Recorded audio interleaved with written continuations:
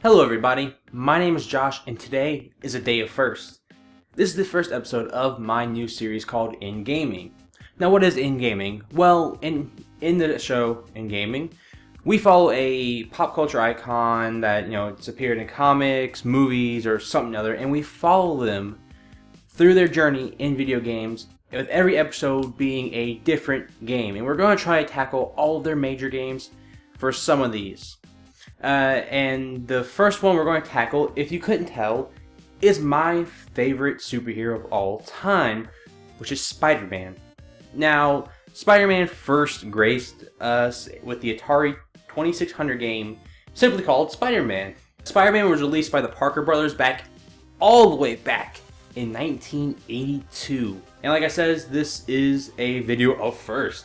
This was the first time any Marvel character had ever been in a video game. So Spider-Man is their frontier ship out into the digital world of video games. Developed by Atari themselves, like most Atari 2600 games were, Spider-Man, again like most 2600 games, was a very simple, basic game. Seeing as the Atari 2600 controller only had a joystick and a fire button, and not to mention its measly 128 bytes of RAM, not kilobytes, not megabytes, definitely not gigabytes, bytes. If you took a screenshot of this video, it would be, the memory of this picture, the screenshot, would be bigger than the amount of RAM the 2600 could hold. Think about that. That's how much they had to work with. So it led to the game being a much simpler game. The goal of this game, well, you're Spider-Man. As you can tell by the little pixelated thing you are. You crawl up a building with your webbing, beating up bad guys in the windows, stopping bombs, and fighting the Green Goblin.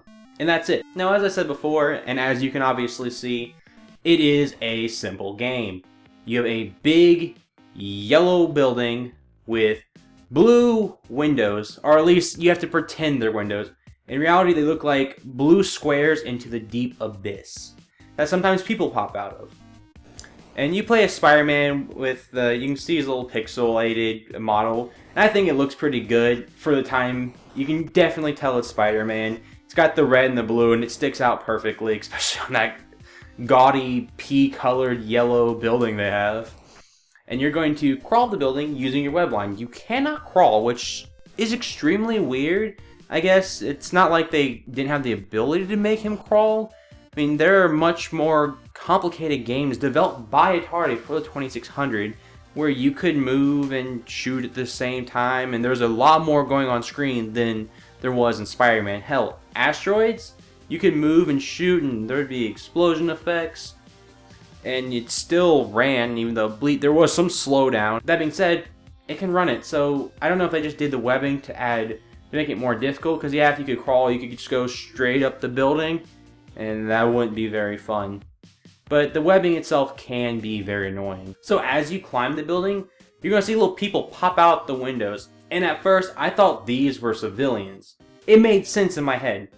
The building is under attack by the Green Goblin, who is bombing the building, as we will see later, like 30 seconds later in the game. And I thought you would have to swing over them to save them, is what I assumed, because you would get points every time you touch them. What I didn't know, as I learned when I actually did some research on the game and read up on it, those are bad guys. Now, I know the Green Goblin's crazy, and yes, it's a video game, and Josh, you're reading too much into this. But why are bad guys in a building that's having bombs thrown at it? Are the bombs a distraction for something else? I don't know. But yeah, turns out, not civilians, just Spidey dispensing some good old-fashioned whoop ass. After about halfway up, the building changes into more of a frame of a building. I don't know what it's supposed to be, maybe a scaffolding or something. Whatever it is, it's a pain in the ass because your webbing has less to connect on, so the game immediately becomes much more difficult. Not only has the building changed, but the bad guys you were fighting earlier have been replaced with bombs, which they're not that much of a hassle. They're going to change from black to red to kaboom. And if you're stuck in the kaboom when it happens, or your webbing is stuck in the kaboom, Spidey's going to take a tumble, and you're going to hear this noise. And you're going to get used to this noise a lot, especially on this area, because A, your webbing's going to miss, you're going to blow up, your webbing's going to miss, your webbing's going to miss. You're going to hear this sound over and over and over again. It gets old pretty fast. But luckily they include a really nice feature which I think is more of a helping hand and also adds a bit of realism, if you can say that for an Atari game. It adds a bit of realism to it. Spider-Man can catch himself when he falls. While you're falling, if you shoot up a web and it can catch on any of the yellow parts of the building, you will be able to climb right back up to wherever you stuck your web. So that means you falling does not mean you tumble all the way back down to the ground.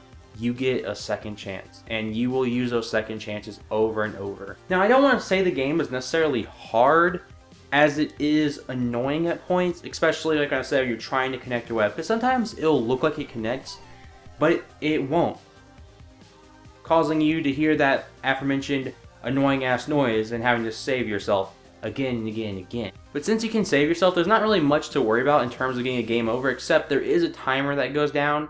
But as you beat up bad guys and collect bombs, the timer extends, or it lengthens. I don't know how you want to say it. It doesn't lengthen on your screen, but it takes longer for it to go down. And that timer is supposed to be representative of his web fluid or his stamina. I'm not sure, because it feels like it goes down even when you're just standing still, but I can't tell because of how slowly it moves. Now, once you get all the way to the tippy top, you will see the Green Goblin floating back and forth at the top. Now, this is supposed to be the boss battle, except it's not a battle. In reality, you're just trying not to get hit by him. You just try to get around him, get to the top to defuse the super bomb. Oh, but wait, what is that? You don't have enough points? Oh, well, the final encounter hasn't been started. You need to go back down, collect some bombs, kill some baddies, so that the super bomb may be activated. But you don't really get an indication of when it's activated. Once you get enough points, it just does, and you have to get up there and hit it. Otherwise, it'll explode and game over, or you lose a life. Now that can be really annoying, especially when I got there the first time. I thought I was going to progress to the next level, and nothing happened but me falling back down.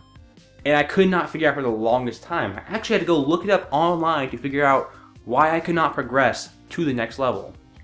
Turns out you need a certain amount of points. Now what happens if you trigger the super bomb, get past the goblin, and save the day? Well, you go on to the next level. Once the next level, another building. It might be bigger, it's going to be a different color, there might be multiple goblins, more bombs, more bad guys. That's about it. You just repeat and repeat and repeat and repeat. And that's really all you get from an Atari game. That's not surprising. The variation is nice. The multiple goblins can be kind of weird, especially when two of them appear on the screen. I've only had that once. Unfortunately, I didn't get footage. So, what I like about the game. First off, I guess I'll say the character models for both Spidey and the Goblin are very nice. They are very noticeable, and you can tell who's who, and if you looked at a screenshot of this game from far away, you would automatically register this is a Spider-Man game. While most Atari games require a lot more imagination to put you in the shoes of whoever you are, it automatically registers as a Spider-Man, mainly because the green and purple and the red and blue. Classic colors, you're gonna notice them. Another thing I liked was the ability to catch yourself when you fall. Because old games are notoriously difficult and punishing, and they're that way because games were more expensive back then than they are now. This cart might have been $80 in 80s money. That's a lot of money. That's probably around $100. This is a bullshit number, but it's probably $120 in our money. So they gotta make some type of way for you to keep playing the game. It's just gonna be hard as shit. That's how they made them give your games longevity. But this game, it had the ability to catch yourself, so it wasn't such a pain in the ass to fall. It wasn't mountains of tears when you get to the very top and boo! And I guess the other thing I like the little jingle at the start of the game. Every time you press the reset button to start at the beginning of the level, it gives you a cool little jingle.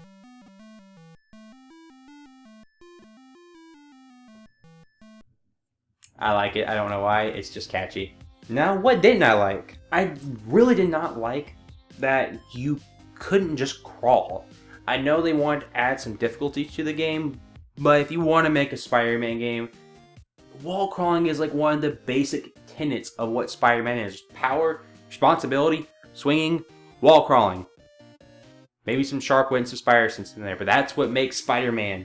That's in his blood.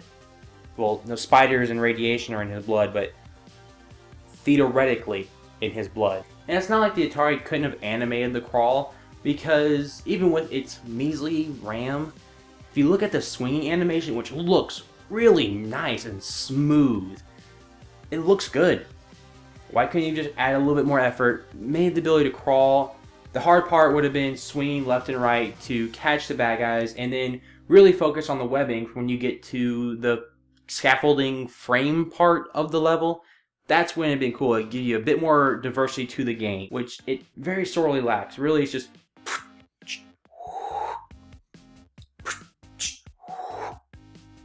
that's really all the game is. And I mentioned before, sometimes webbing just doesn't connect for some reason. It'll look like it's on the thing you want, but it'll be off by like a small little pixel that you can't even see.